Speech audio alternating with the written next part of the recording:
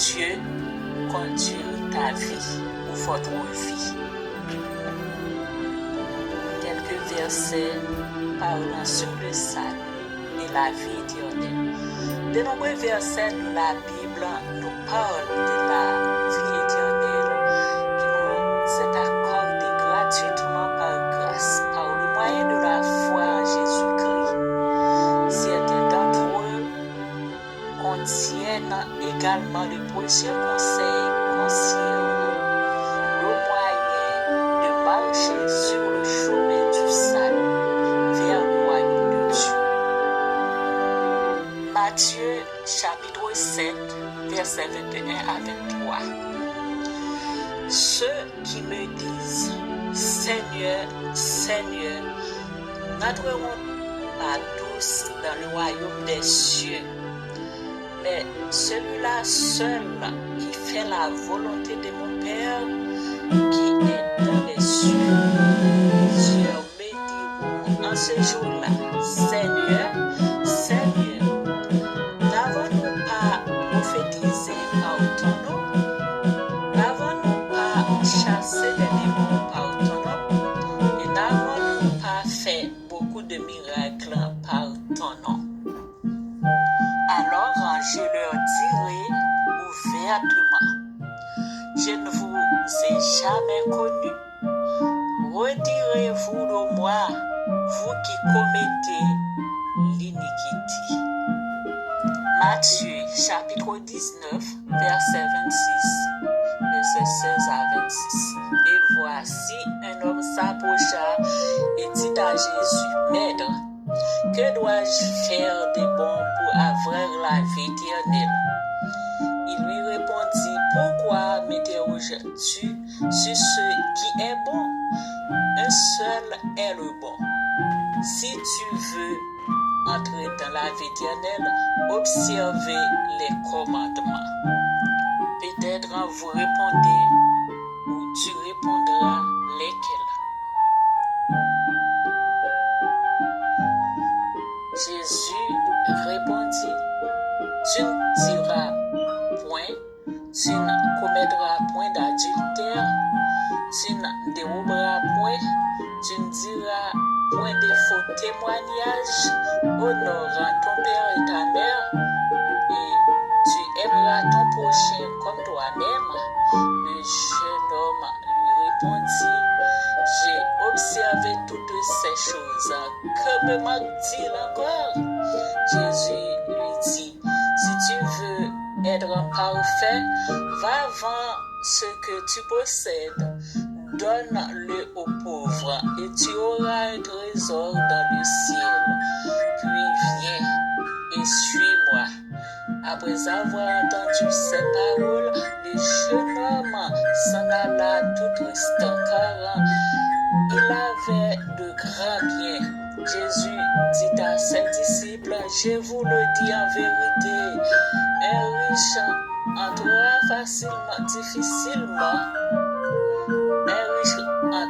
difficilement dans le royaume des cieux.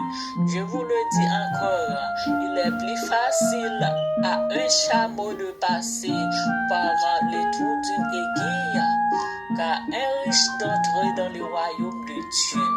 Les disciples, ayant entendu cela, furent très étonnés et dirent, qui peut donc être sauvé? Jésus les regarda et leur dit, aux hommes, cela est impossible, mais à Dieu tout est possible. Matthieu chapitre 25, verset 1 à 13. Alors le royaume des cieux sera semblable à 10 vierges qui, ayant pris leur lampe et allèrent à la rencontre de l'époux. 5 d'entre elles étaient folles et 5 sages. Vous pouvez lire la suite. Marc chapitre 13, verset 13. Vous serez haïs de tous à cause de mon nom, mais celui qui persévérera jusqu'à la fin sera sauvé. Luc chapitre 10, versets 25 à 28. Un docteur de la loi se leva et dit à Jésus, pour en l'éprouver, Maître, que dois-je faire pour hériter la vie éternelle? Jésus lui dit, qu'est-il écrit dans la loi? Qui lis-tu? Vous pouvez lire le reste. Luc chapitre 13, versets 23 à 29. Quelqu'un lui dit, Seigneur, n'y a-t-il que peu de gens qui soient sauvés? Il leur répondit, efforcez-vous d'entrer par la porte étroite, car, je vous le dis, beaucoup chercheront à entrer et ne le pourront pas. Lire le reste. Vous devez lire le reste. Luc chapitre 21 verset 19. Par votre persévérance, vous sauverez vos âmes. Luc 21, 19. Par votre persévérance, vous sauverez vos âmes. Jean chapitre 3 verset 15 à 21. Afin que quiconque croit en lui ait la vie éternelle. Car Dieu a tant aimé le monde qu'il a donné son Fils unique, afin que quiconque croit en lui ne périsse point, mais qu'il ait la vie éternelle. Dieu, en effet, n'a pas envoyé son Fils dans le monde pour qu'il juge le monde, mais pour que le monde soit sauvé par lui. Celui qui croit en lui n'est point jugé, mais celui qui ne croit pas est déjà jugé parce qu'il n'a pas cru au nom du Fils unique de Dieu. Et ce jugement, c'est que la lumière étant venue dans le monde, les hommes ont préféré les ténèbres à la lumière parce que les œuvres étaient mauvaises.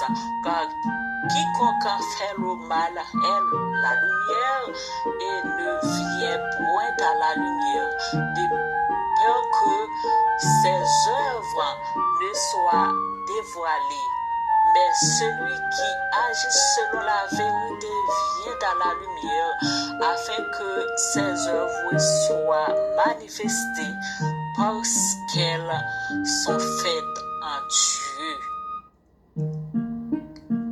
Jean chapitre 17, verset 3.